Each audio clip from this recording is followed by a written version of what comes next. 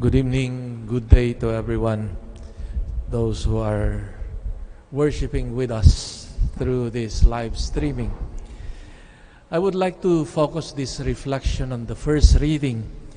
Seldom we consider the first reading, and we have a gem precisely these days from one of the most important letters written by St. Paul, that of the Galatians, precisely because of one of its theme, which is one of central importance in our faith. The figure of Abraham is one of the most popular in the Bible, throughout the Bible actually. In fact, I searched in the Bible statistics that he ranks number 7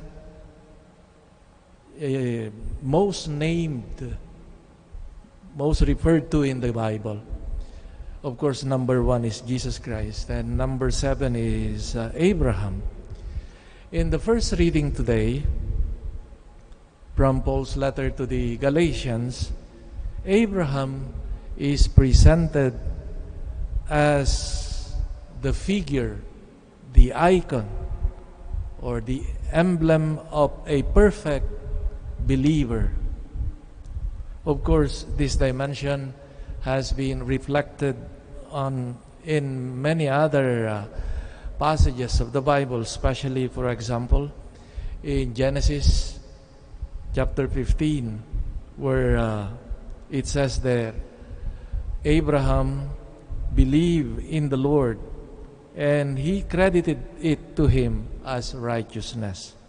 Or the very story of his obedience in chapter 22, Genesis chapter 22, obeying God even to the point of offering his own son, Isaac, the image of a faithful believer.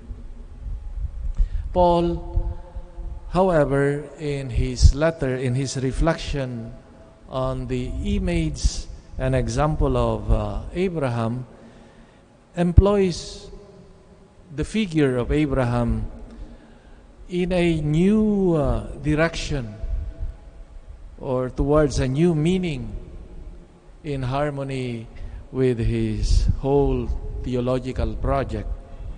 Abraham is a model of pure faith, which is not based on the works of the law to acquire salvation, but receives it as a gift by God, by often opening oneself to Him.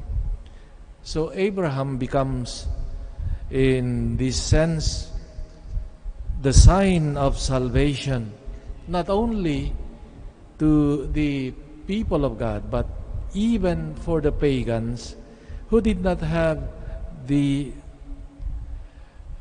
guarantee of the Mosaic law, and yet they are also blessed and called to salvation precisely because of the example of what Abraham has shown, and that is the greatness of his faith. The argumentation of Paul is this: if Abraham, his faith justified him, that faith, when it is lived by others, even without the merit of the law, can also be saved. The liberation of humankind from its evil happens not through the merit of humankind, of human beings, but because of Christ, who, in the language of today's reading, he was accursed, assuming upon himself the sin of the world. He who was condemned, seeming condemned, hangs on the wood. No? The image of a sinner condemned in the Old Testament, Christ assumes that as he hung on the cross, and that would bring the sinfulness of humankind to liberation. And with his crucifixion and death, he would bring liberation and the gift of the Spirit. So we notice here in the letter of Paul that he is battling against that view of salvation that capitalizes on one's own merit of human beings, as if one can pay or buy his own salvation. Instead, Paul emphasizes the gratuity of salvation, that salvation is a gift from God and acquired for us already by Christ's death and resurrection. So Paul tries to refocus our attention away from the self, from our own merits, or in his context, the merits of the law, the observance of the law, but rather to fix our eyes, our vision on God, on Jesus, with that fundamental attitude of openness and trust, which we call faith, like that of Abraham. A beautiful message, a beautiful view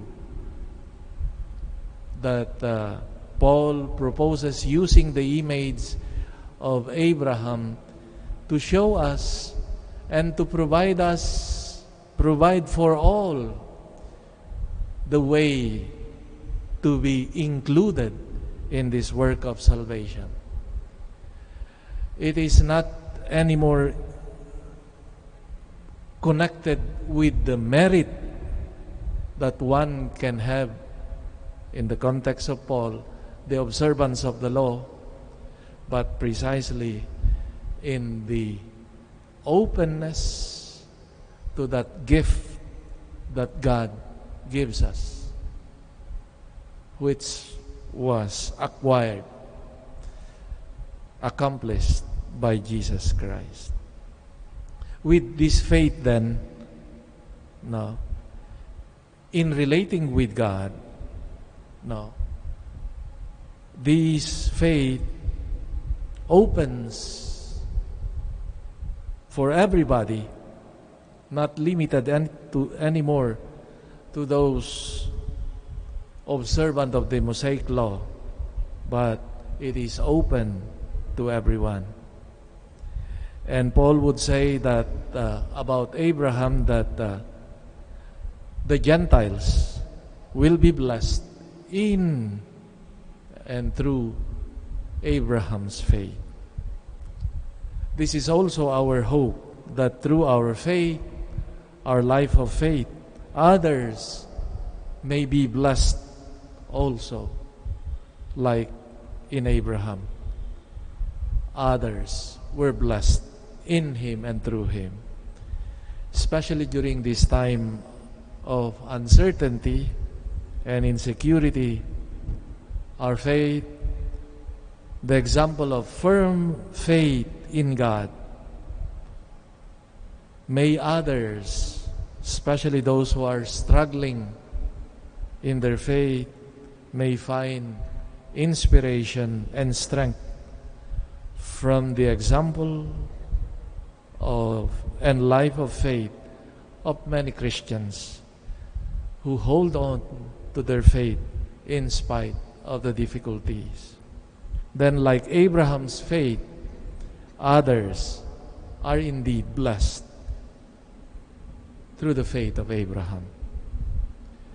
And our faith also today, who celebrate this Eucharist, brings us also to remember them in our celebration, and that is the sense precisely of the next part of our celebration, the prayer of the faithful, that through our faith as a community, we offer to God, in the name of those who are struggling in their faith, that through our action, through our prayer, may they be blessed also.